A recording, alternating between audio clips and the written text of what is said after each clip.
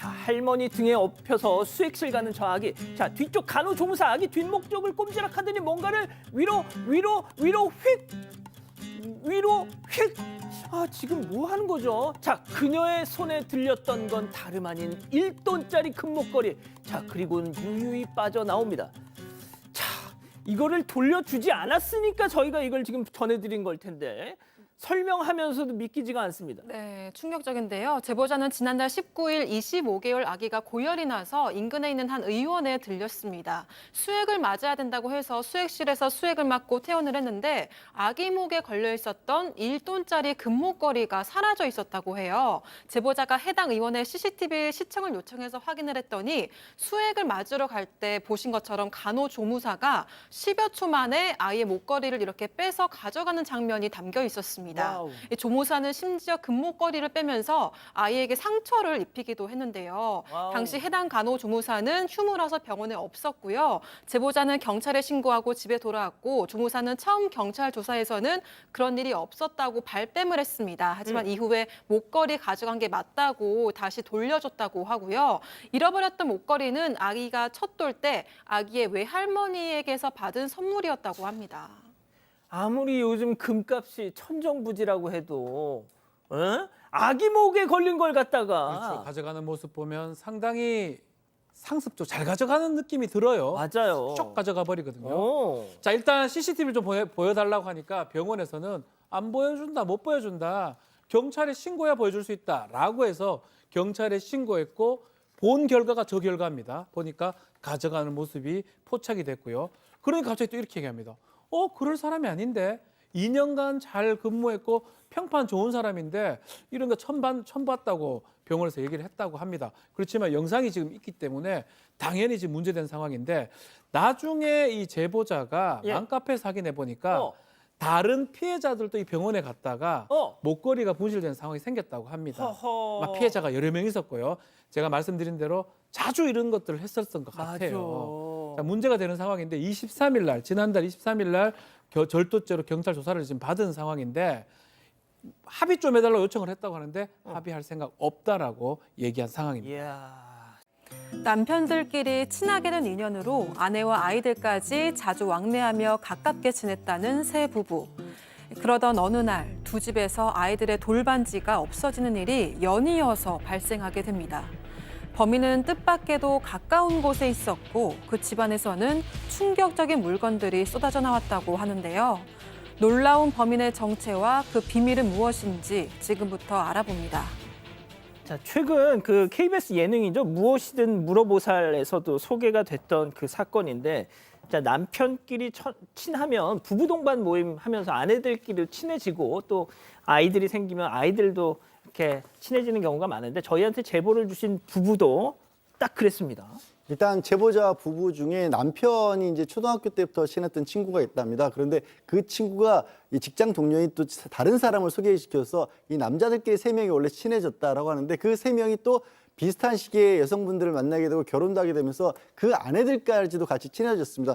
편의상 얘기하면서 친구 부부, 지인 부부 이렇게 얘기를 할 텐데요. 하여튼 그 세 부부가 아이들도 또 비슷한 시기에 결혼을 하니까 아이들도 비슷하게 또 태어나고 해서 가족 모임도 자주 가지고 심지어는 이사들을 해서 사는 곳까지 비슷해졌답니다. 게다가 이제 아이들이 다니는 어린이집도 같은 곳이어서 등하원 시키면서 같이 뭐 식사도 같이 하고 그렇게 아주 뭐 굉장히 화목하게 잘 지내는데 알고 지낸 지 한 6년 정도 지나서 지난해 초부터 이 제보자 부부 그리고 지인 부부에게 이상한 일들이 좀 생기기 시작했답니다. 자, 정리합니다. 제보자 부부, 그리고 지인 부부, 제보자의 친구 부부 이렇게 세 가족이 어울렸던 거예요. 자, 그런데 이 친구 부부가 근처로 이사 오면서부터 뭔가 좀 이상한 일이 계속 생긴다는 겁니다. 직접 들어보시죠. 근데 제가 그날 이제 아파서 얘한테 잠깐 아기를 맡기고 한 30분 정도 병원을 다녀왔었거든요. 그러고 나서 그 다음날 없어진 거예요. 그때는 내가 어디 흘렸나라고 생각을 했어요. 그 다른 지인이 저한테 걔가 왔다 간 날마다 그게 2개가 다 없어졌었다, 2번 다. 그래서 거기서 조심스럽게 저한테 의심하고 있다. 그때 말을 했죠. 혹시나 해서 우리 베개 반지를 봤는데 없어졌다. 아, 교수님. 네, 그러니까 이 지난 2월에 제보자의 부인이 병원을 갈 일이 있어서 이 친구 부인에게 아이를 맡기고 병원을 좀 다녀왔어요. 그런데 갔다 와서 명품 지갑에 돈까지 현금까지 해서 현금 한 30만 원의 명품 지갑이 감쪽같이 없어진 거예요. 어디다 가져간 것 같지도 않고 이상하다 이상하다. 하지만 내가 잘못 잊어버렸나 보다 넘어갔어요. 그런데 그 다음 달에 이번에는 지인 부부의 아내죠. 지인의 아내가 전화를 해서 뭐라 그러냐면 우리 아이 돌 때 받은 금판지랑 금반지 모두 없어졌어라고 얘기해요. 그러면서 나 경찰에 신고했는데 결국에는 범인을 못 잡아라고 얘기했어요. 그러고 또 2달 후에 나 나머지 금반지 2개도 또 없어졌어라고 얘기를 하는 거예요. 그러니까 제보자 부인도 지인 부인도 계속해서 뭐가 없어지는 거예요. 그래서 왜 이러지라는 생각이 들어서 제보자 부인께서 아니 혹시 우리 아이 100일 때 받은 그 반지도 혹시 없어진 거 아니야? 그러고 막 찾아봤습니다. 그랬더니 아니나 다를까 진짜로 감쪽같이 다 없어진 겁니다. 자, 보세요. 세 가족 중에 제보자네와 이 지인 가족이 피해를 입었습니다. 유일하게 건사한 쪽, 바로 친구 부부였습니다.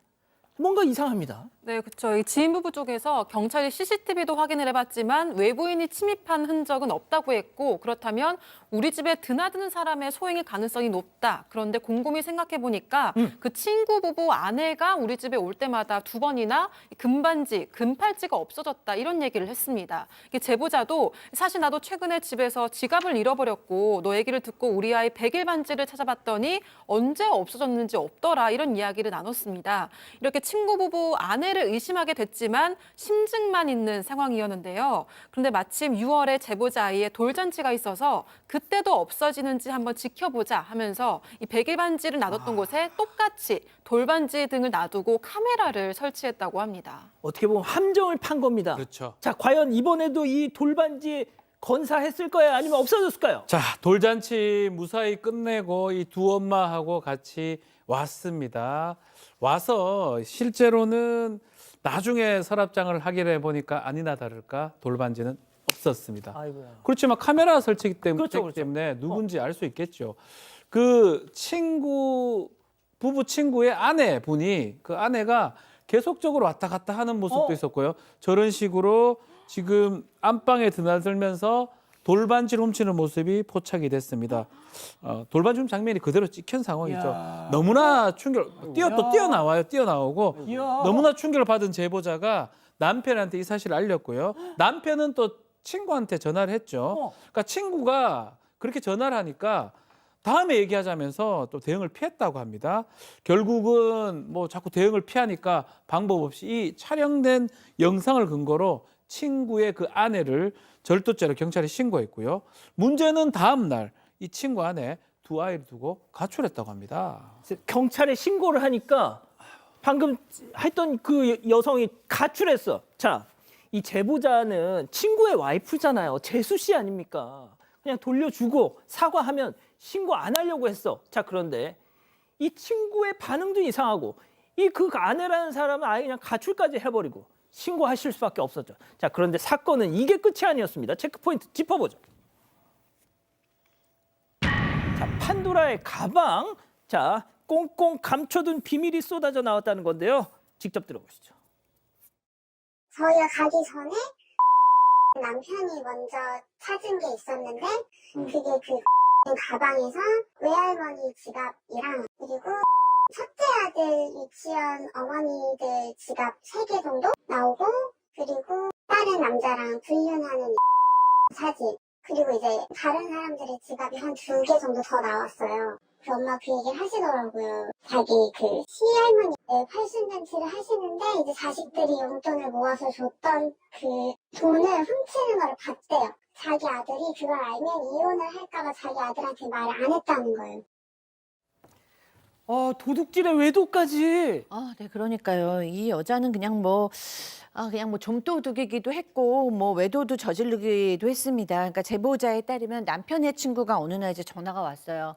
내 아내 집도 나갔어. 근데 나 와서 돌잔치 니네 돌반지 있는지 한번 찾아봐라라고 얘기를 했답니다. 그래서 부부가 가서 봤어요. 그랬더니 이 집에 남의 지갑만 9개가 나왔고요.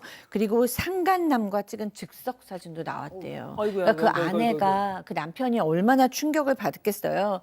그러면서 니네 돌반지 있나 봐봐라고 얘기를 했어요. 근데 아무리 봐도 그 돌반지가 없으니까 남편이 하는 말이 우리 애들 돌반지도 다 없어졌어라고 얘기를 한 거예요.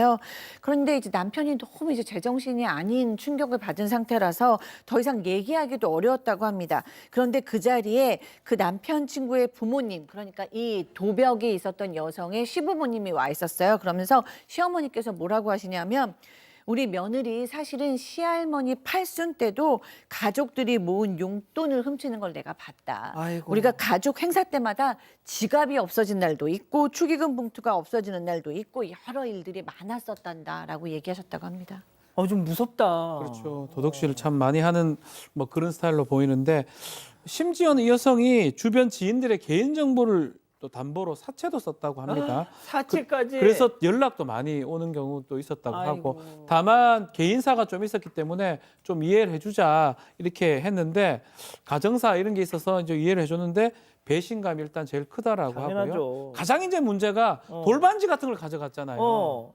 이게 사실은 아기 엄마입니다. 같은 아기 엄마인데 어떻게 그게 어떤 마음인지 알면서 돌반지 같은 걸 훔치고 뻔뻔하게 사과를 하지 않는 거 이게 너무나 속상하다 하고 피해 금액은 한 1,200 정도 두 집 그 정도 된다라고 합니다. 피해 금액 1,200만 원 가량. 아이고 세상에. 자, 양 변호사님, 이게 벌써 이제 지난해 벌어진 사건인데 저희한테 제보를 주신 이유가 있더라고요. 일단 지난해 여름쯤에 이 여성이 또 경찰에 출석을 해서 CCTV 찍히고 했기 때문에 그 혐의는 인정을 했고요. 또 그 전에 다른 집에 좀 친하게 지내던 다른 집에서도 비슷한 범죄를 저질렀다라고 합니다. 그래서 금반지, 금팔찌 이런 것들 훔쳤는데 이거는 부인하다가 결국 작물이 그대로 있으니까 이거 지문감식이면 다 나온다 하니까 거기서 다 인정을 했답니다. 결국에는 두 개를 합쳐서 절도로 기소가 됐고 재판까지 열렸는데 예. 그 이후에 또 재판에 출석을 안 했다라고 합니다. 그래서 소재지 파악이 안 됐다라고 그렇게 지금 피해자분은 말씀을 하고 계신데 저는 이 부분은 좀 정확하게 사실관계 파악이 필요해 보이는 게 기소가 이루어지기 전이라면 소재 불명으로 좀 중단되는 경우가 있어도 재판이 시작이 됐는데 불출석하게 될 경우에 반복되면 아예 법원에서 영장을 발부를 하거든요. 그래서 구속을 시도를 하게 되고 그렇게 될 경우에는 이제 수사기관에서 다시 신병 확보에 나설 겁니다. 그러면 아마 이제 지금 피해자가 그 가해 여성이 어디 있는지 알고 있다고 하니까 그때 또 이제 소재지를 수사기관에 제공할 수 있는 기회도 주어지긴 할 텐데요. 문제는 이게 당사자들에게 굉장히 큰 사건인데 상대적으로 강력 사건이라고 부르기는 어렵다 보니까 좀 시간이 더 생각보다 길어지고 있는 게 아닌가 싶습니다. 생각보다 형사재판이건 민사재판이건 오래 걸리는 일들이 좀 많습니다. 법적으로 넘어가면. 그렇군요. 알겠습니다.